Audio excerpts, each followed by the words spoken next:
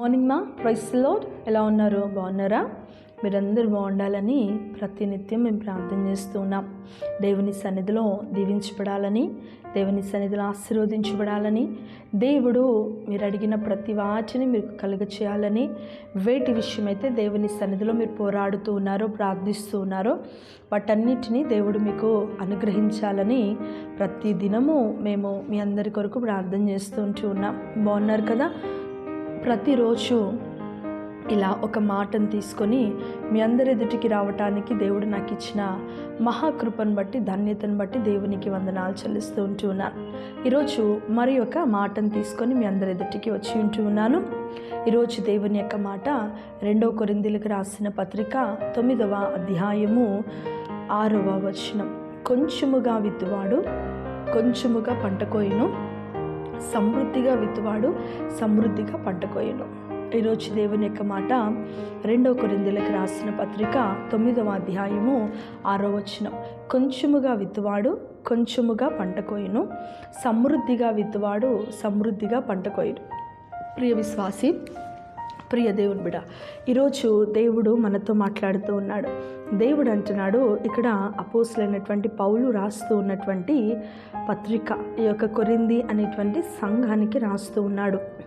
ఆయన ఇక్కడ కొంచెముగా విత్తినప్పుడు కొంచెముగా నువ్వు పంట కోసుకుంటావు, సమృద్ధిగా విత్తినప్పుడు సమృద్ధిగా పంట కోసుకుంటావు. ఏంటి ఆ యొక్క విత్తనము? దేనికి మనము ఆ విత్తనము కొంచెముగా విత్తాలి? ఏంటి విత్తనము? 3 రకాలైనటువంటి, అంటే చాలా ఉంటాయి, కానీ నేను ఒక 3 నా యొక్క ఉద్దేశ ప్రకారము నేను దాన్ని చెబుతూ ఉన్నాను. ఒకటి ప్రార్థన అనేటువంటి విత్తనము, ఒకటి కన్నీరు అనేటువంటి విత్తనము, ఒకటి విజ్ఞాపన అనేటువంటి విత్తనం. ఈ 3 విత్తనాలు ఎప్పుడైతే మన జీవితంలో మనం వేస్తామో, సమృద్ధిగా వేసినప్పుడు సమృద్ధిగా పంట కోసుకుంటాం కదా. వాక్యాన్ని మనం సమృద్ధిగా మనం విత్తనం వేసినప్పుడు సమృద్ధి అయినటువంటి వాక్యములో ఉన్నటువంటి గూఢమైనటువంటి మర్మాలను మనము తెలుసుకుంటూ ఉంటాం. రెండవదిగా ప్రార్థన అనేటువంటి విత్తనాన్ని వేసినప్పుడు ఆ ఫలం అనేది మన జీవితంలో మనం చూస్తూ ఉంటాం. ఆ ఫలం యొక్క కార్యాన్ని మన జీవితంలో మనం కలిగించుకుంటూ ఉంటాం. మూడవది విజ్ఞాపన అనేటువంటి విత్తనం వేసినప్పుడు ఆ విజ్ఞాపనను దేవుడు మన జీవితంలో నెరవేర్పు చేస్తూ ఉంటాడు. అంటే ఈ 3 విషయాలు, ఈ విత్తనము అనేది మనము మన జీవితంలో మనం వేయగలిగితే దీని నుండి దేవుడు మనలో ఒక ఉన్నతమైనటువంటి ఆశీర్వాదంలోనికి దేవుడు మనల్ని నడిపిస్తూ ఉంటాడు. కాబట్టి ఈరోజు ఏమి విత్తనం వేస్తున్నావు? నీవు దేవుని యొక్క సన్నిధిలో వేసినటువంటి విత్తనమును కూడా దేవుడు ప్రతిఫలం ఇస్తాడు. నువ్వు వేయనటువంటి విత్తనం ఏదైనా ఉంది అంటే కనుక అది వేయడానికి ప్రయత్నం చేయి. ఈరోజు నీ జీవితంలో ప్రార్థన వెయ్యి, వాక్యం అనే విత్తనం వెయ్యి, విజ్ఞాపన విత్తనం వెయ్యి. నీ జీవితంలో ఖచ్చితమైన బహుమానమును నువ్వు చూస్తూ ఉంటావు. అది కొంచెం వేసినప్పుడు కొంచెం చూస్తావు, ఎక్కువ వేసినప్పుడు ఎక్కువ చూస్తావు. కాబట్టి ఎక్కువ వేయడానికి ప్రయత్నం చేయి, ఎక్కువ ఆశీర్వాదాన్ని పొందుకోవడానికి ప్రయత్నం చేయి. దేవుడు అలాంటి కృప, మహిమ, దీవెన దేవుడు మనకి అనుగ్రహించును గాక. ఆమేన్. ప్రార్థించుకుందామా? ప్రభువా, నీకు వందనాలు చెల్లిస్తున్నాను యేసయ్యా.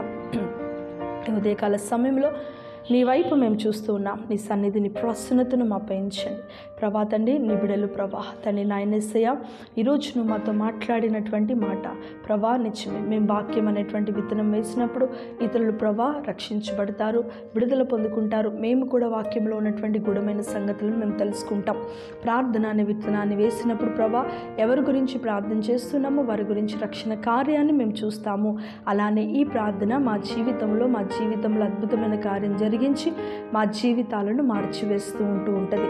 విజ్ఞాపన అనేటువంటి విత్తనము మా జీవితంలో ఏదైతే ప్రభా, ఏ విజ్ఞాపన అయితే ప్రభా నీ బిడ్డలు కలిగి ఉంటున్నారో ఆ విజ్ఞాపనలన్నింటినీ కూడా నెరవేర్పు చేయండి ప్రభా. యేసయ్యా, ప్రతి ఒక్క నాయన తండ్రి కార్యమును, ప్రతి ఒక్క ఆశీర్వాదమును దయచేయమని ప్రార్థిస్తున్నాను.